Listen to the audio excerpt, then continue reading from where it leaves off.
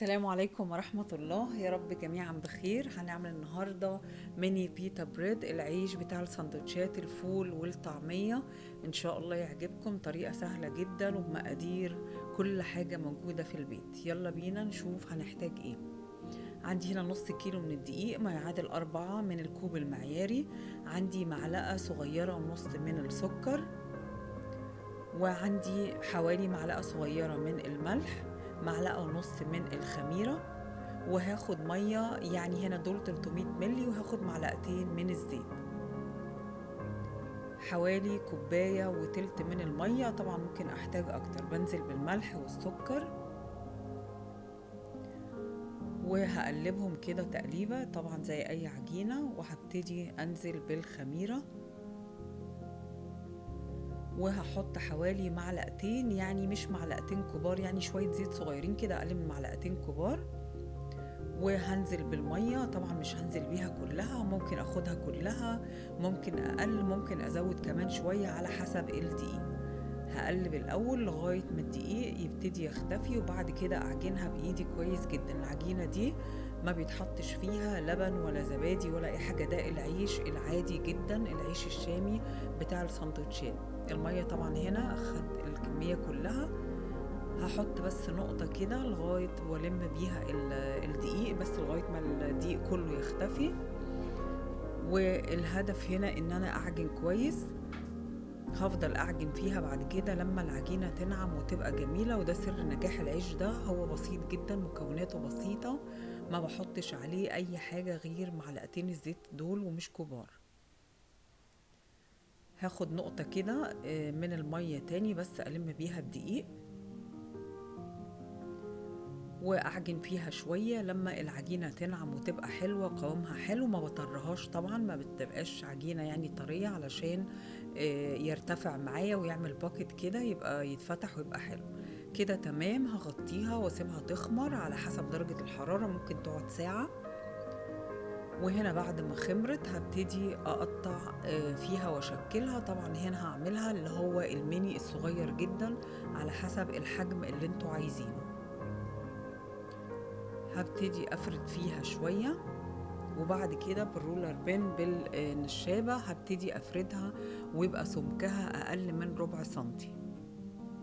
العجينة سلسة مش محتاجة، بس طبعا بعد كده هفردها بالرولر بين علشان تبقى كلها نفس المستوى، وكمان ترفع العجينة تبقى رقيقة، يعني ما نرققهاش قوي قوي، لكن هتبقى زي ما هتشوفوا سمكها، علشان لما تتقطع وتبتدي تستوي بترفع، تبقى طبقتين، تعملي الباكت ده، وهو ده الهدف، ان انا اعرف احشيها.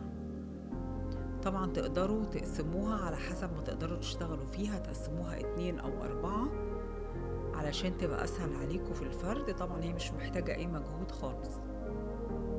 رشيت طبعا الدقيق علشان اعرف اقطعها ما تلزقش لما افردها. ما فيهاش طبعا زيت كتير، مش فيها دهون، يعني حاجة بسيطة. وبفضل افرد فيها بالشكل ده لما يبقى يعني تبقى حوالي ربع سنتي تقريبا بالسمك ده. هفردها شوية كمان صغيرين. عايزين بقى تقطعوا بالقطاعة دي بتاعت البسكت او اي حاجة كوباية عندكم، على حسب الحجم اللي انتوا عايزينه بنقطعها. وطبعا الفرن عندي بيكون هسيبها بعد كده ترتاح شوية، حوالي من 10 دقايق لربع ساعة قبل ما ادخلها الفرن. والفرن يكون على اعلى حرارة عندكم، يعني انا عندي هنا 550 فهرنهايت، هيبقى حوالي 225 بالسلس. بعد ما هقطعها واسيبها ترتاح شوية، وهغطيها طبعا علشان السطح بتاعها يفضل حلو ما ينشفش العجينة. والباقي طبعا الزوايد اللي بتطلع لي ببتدي افردها تاني واريحها بنفس الطريقة لغاية ما اخلص الكمية كلها. الفرن هندخله على الحرارة دي، ولو في عندنا برويل شواية بيشتغل مع اللي تحت هتبقى حلوة جدا وهتطلع لي احلى عيش. ده بيحتاج نار عالية، طبعا بتبقى رقيقة زي ما انتوا شايفين، هتنتفخ بعد كده. ولما بيكون خامر كويس بيبقى جميل مفرغ من قلبه وحلو قوي. تقدروا تقطعوا بقى بأي شكل أو تكبروا، كل واحد حسب الحجم اللي يفضله. وبحطها في قلب الفرن طبعا. من تحت لو في شواية بشغل الاتنين مع بعض، ما بياخدش يعني حوالي 10 ل 12 دقيقة، بيبقى حلو جدا، بيستوي فوق وتحت زي بعض. ما عنديش هحطها بقى على الرف في النص، ولما تبتدي تحمر من تحت وتبقى حلوة يعني يبقى السوا حلو، اشغل الشواية شوية عليه وبرصه بالشكل ده لغاية ما يعني هخلص المقدار. وبعد كده البواقي دي هعملها تاني بنفس الطريقة، هسويها وافردها. ما بنعملش اكتر من كده ولا بنضيف له اي حاجة، هو بس الملح وشوية السكر ومعلقتين الزيت، وهو ده العيش الشامي.